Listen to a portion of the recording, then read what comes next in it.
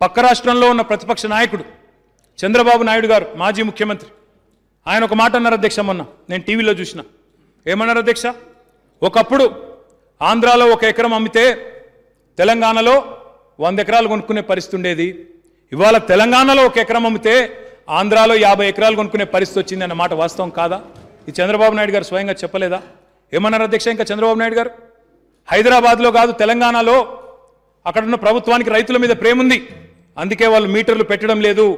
మెడ మీద కత్తి పెట్టినా కేసీఆర్ ప్రభుత్వం ఒప్పుకుంటలేదు, వాళ్ళకు రైతుల మీద ప్రేమ ఉంది అన్నారు. నేను ఈ వేదిక ద్వారా చంద్రబాబు నాయుడు గారికి ధన్యవాదాలు తెలియజేస్తా ఉన్నా అధ్యక్ష. మీరు మంచిని మంచిగా గుర్తించినందుకు పక్క రాష్ట్ర ప్రతిపక్ష నాయకుడైనా చంద్రబాబు నాయుడు గారికి అర్థమైంది, కానీ ఇక్కడ ఉన్న ప్రతిపక్షాలకు మాత్రం అర్థమైతలేదు అధ్యక్ష. ఐ థ్యాంక్స్ చంద్రబాబు నాయుడు గారు. చంద్రబాబు నాయుడు గారు ధన్యవాదాలు. ఇక్కడ మంచి జరిగిందని ఒప్పుకున్నందుకు మిమ్మల్ని నేను కూడా అభినందిస్తా ఉన్నాను. జగన్మోహన్ రెడ్డి గారు కూడా చెప్పారు అధ్యక్ష, ఆంధ్రప్రదేశ్ ముఖ్యమంత్రి, తెలంగాణలో ఉన్న సుస్థిరత, తెలంగాణలో ఉన్న పటిష్ట శాంతి భద్రతలను మెచ్చుకుంటూ దిశా సంఘటన జరిగిన తర్వాత తెలంగాణ ప్రభుత్వం స్పందించిన తీరుకు నిండు శాసనసభలో ఆంధ్రప్రదేశ్ ముఖ్యమంత్రి ఐ సల్యూట్ కేసీఆర్ అన్నాడు అధ్యక్ష. I thank Andhra chief minister Jaganmohan Reddy గారు. అక్కడ జగన్మోహన్ రెడ్డి గారికి అర్థమవుతుంది, చంద్రబాబు నాయుడు గారికి అర్థమవుతుంది, ఇక్కడ బట్టి విక్రమార్క గారికి మాత్రం అర్థమైతలేదు. రఘునందన్ రావు గారికి, రాజేంద్ర గారికి, శ్రీధర్ బాబు గారికి మాత్రం సొంత రాష్ట్రం ముందుకు పోతుంటే మాత్రం మెచ్చుకునే ఓపిక లేదు అధ్యక్ష. కానీ అర్థమైంది, కానీ అంజాన్ కొడుతున్నా అనుకుంటున్నాను అధ్యక్ష. నేను అంత తప్ప ఏం లేదు అధ్యక్ష. ఈరోజు డిఆర్ఎఫ్ గురించి నేను చెప్పాను, ఇంకా చాలా విషయాలు చెప్పాను అధ్యక్ష. నేను ఒక మాట మాత్రం చెప్తాను అధ్యక్ష. ఏం చేస్తామని కొత్తగా మొదలుపెట్టినా కొంతమందికి అనుమానాలు ఎక్కువ ఉంటాయి అధ్యక్ష. ఇలా కేసీఆర్ గారు మెట్రోని 400 కిలోమీటర్లకు విస్తరిస్తా అంటే కొంతమంది అనుమాన పక్షులకు అనుమానాలు ఉన్నాయి అధ్యక్ష. కానీ నేను వారిని కోరుతా ఉన్నా అధ్యక్ష, కేసీఆర్ గారికి సంకల్ప బలం, కేసీఆర్ గారికి దైవ ఆశీర్వాదం, కేసీఆర్ గారికి ప్రజల మద్దతు పుష్కలంగా ఉన్నాయి. ఈ అనుమాన పక్షులన్నీ ఇంట్లో బ్రహ్మాండంగా పండుకోవచ్చు. 100% మేమే వస్తాం, మేమే పూర్తి చేస్తాం, బరాబర్ ప్రజలకు ఇచ్చిన ప్రతి మాట నిలబెట్టుకుంటాం. ఎవరికి అనుమానాలు అవసరం లేదు. ప్రజా రవాణాను తప్పకుండా పటిష్టపరుస్తాం, మెట్రోని తప్పకుండా వేగంగా పూర్తి చేస్తాం అధ్యక్ష. నేను ఒకటే అడుగుతా ఉన్నా, మా తమ్ముళ్ళు మా సోదరులు కూడా చెప్పాలని కోరుతా ఉన్నా. అనుమాన పక్షులకు ఎప్పుడు అపోహలే అధ్యక్ష. కాళేశ్వరం మొదలుపెట్టినప్పుడు అట్లే అన్నారు. నేను ఒకటే అడుగుతున్నా, కాళేశ్వరం చేస్తామన్నాడు కేసీఆర్ గారు, అయ్యిందా కాలేదా? మిషన్ భగీరథ పెట్టినప్పుడు సాధ్యమవుతుందా అన్నారు, అయ్యిందా కాలేదా? మిషన్ కాకతీయ మొదలుపెట్టినప్పుడు అవుతుందా పోతుందా అన్నారు, అయ్యిందా లేదా? మొన్నటికి మొన్న సచివాలయం కడుతుంటే ఎగతాళి చేసిండ్రు, అయ్యిందా కాలేదా?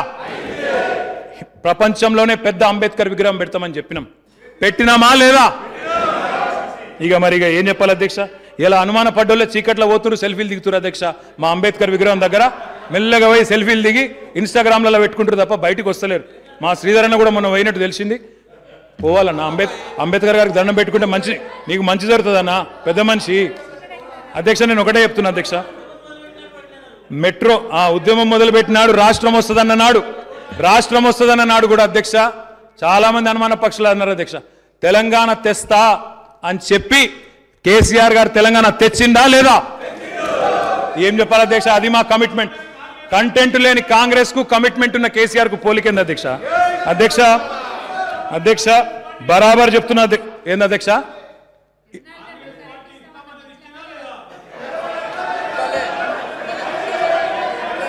శ్రీధర్ బాబు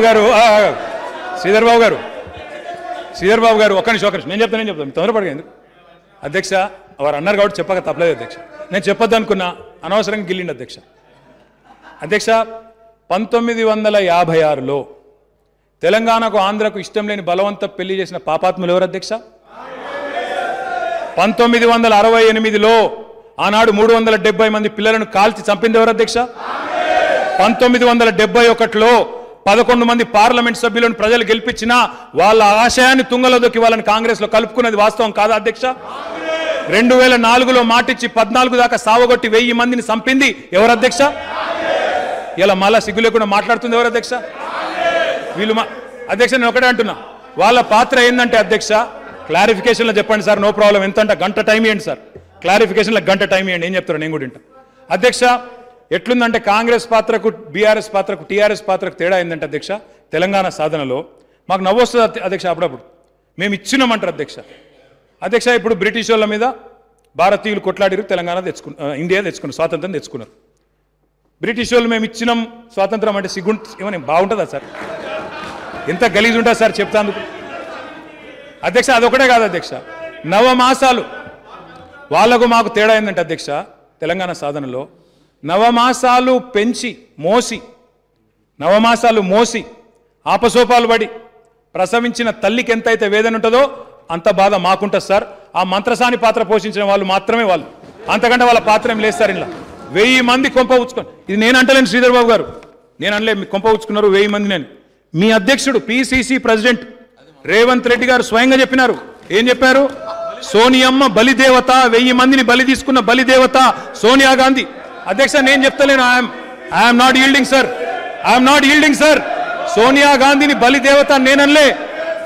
సోనియా గాంధీని బలిదేవత అన్నది వాళ్ళ ప్రదేశ్ కాంగ్రెస్ కమిటీ అధ్యక్షుడు రేవంత్ రెడ్డి గారు. అధ్యక్ష మీరు వీడియో పెట్టియండి, రేపు మీరు ఇక్కడ టీవీ పెట్టియండి సార్, మొత్తం ఆ వీడియోలన్నీ చూపెడతాం సార్. అధ్యక్ష అంటే మీ అధ్యక్షుడు అన్న మాటలు మీరే వాకౌట్ చేస్తారా? మీరు అధ్యక్షుడు అన్న మాటలను, అధ్యక్ష వాళ్ళ అధ్యక్షుడు అన్న మాటలతో వాళ్ళు విభేదిస్తారో నాకు తెలియదు, కానీ వాళ్ళ అధ్యక్షుడు అన్న మాటల్ని గడ్డం ప్రసాద్ కుమార్ గారిని ఈ శాసనసభలో కాంగ్రెస్ పార్టీ, భారత రాష్ట్ర సమితి, అదేవిధంగా సిపిఐ, ఎంఐఎం పార్టీలు ప్రత్యక్షంగా మద్దతు పలికి ఏకగ్రీవంగా ఎన్నిక కావడానికి, అదేవిధంగా భారతీయ జనతా పార్టీని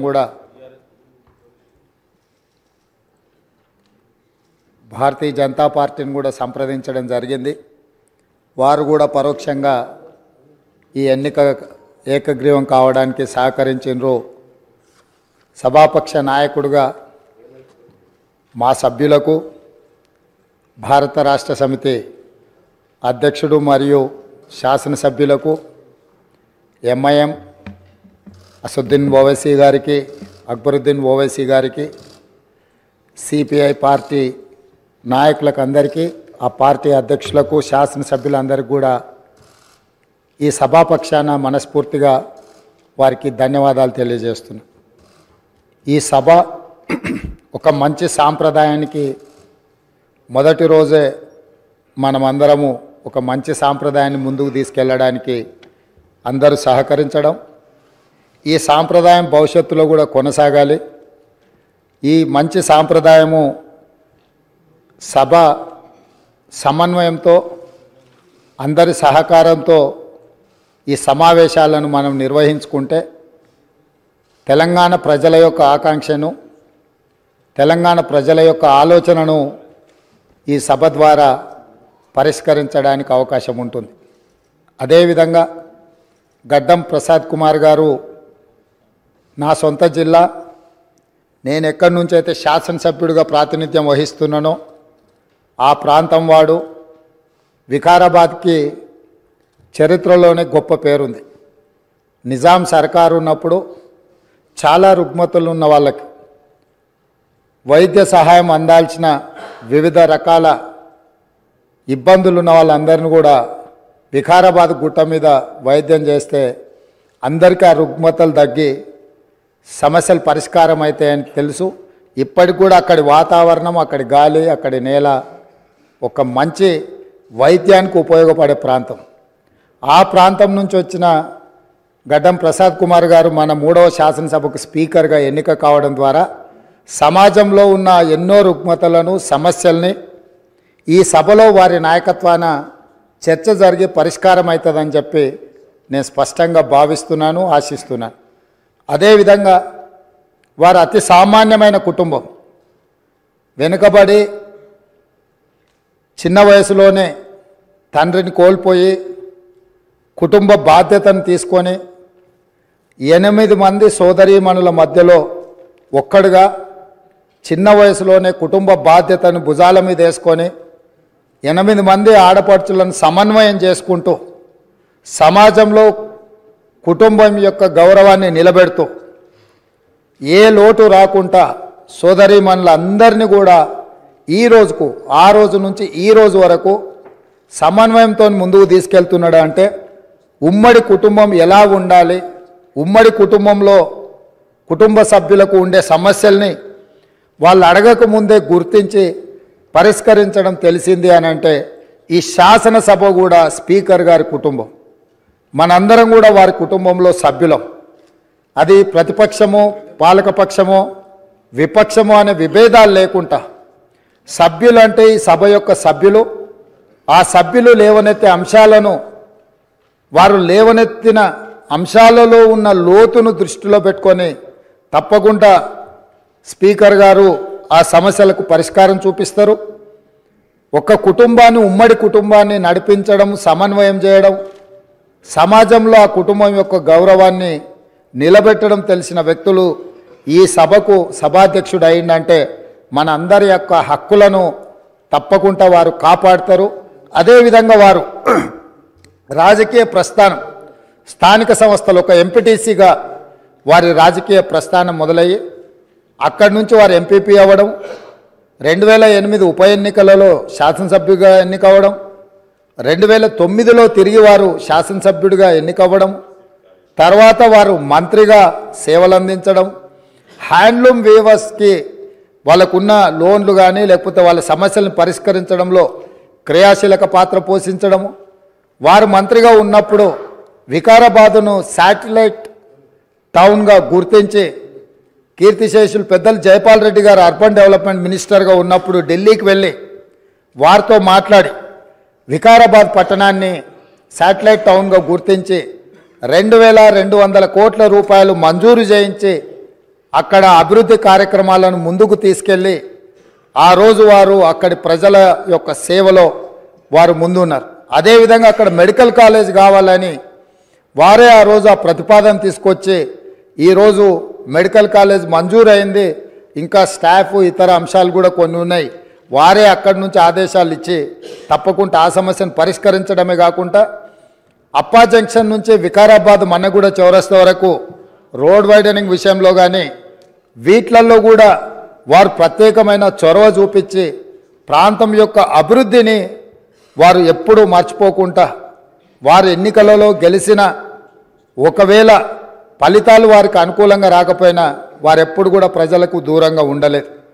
కాబట్టి ఈరోజు గడ్డం ప్రసాద్ కుమార్ గారు లాంటి వ్యక్తులు సునిశ్చిత దృష్టితో, సమస్యల అవగాహనతో, సభ్యుల సమన్వయంతో ఈ శాసనసభను వారి నాయకత్వంలో మనందరం ఒక ఆదర్శవంతమైన శాసనసభగా నడిపించడానికి వారి పూర్తిగా మన అందరికీ దశ దిశ నిర్దేశిస్తారు.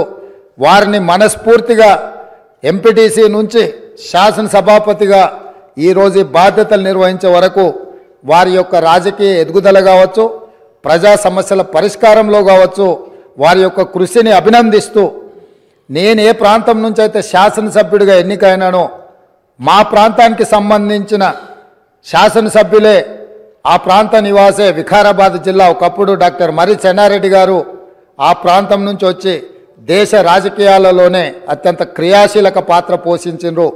ఆ ప్రాంతం నుంచి వచ్చిన గడ్డం ప్రసాద్ కుమార్ గారు ఈ సభ అధ్యక్షుడిగా ఎన్నికవ్వడం, ఈ ఎన్నికవ్వడానికి సహకరించిన మిత్రపక్షాలన్నిటినీ ప్రతిపక్షాలన్నిటిని కూడా మరొకసారి అభినందిస్తూ మనస్ఫూర్తిగా వారికి అభినందనలు తెలియజేస్తూ ఈ సభలో సభ్యుల యొక్క అందరి హక్కులను వారు కాపాడతారనే నమ్మకంతో వారి అభినందిస్తున్నాను.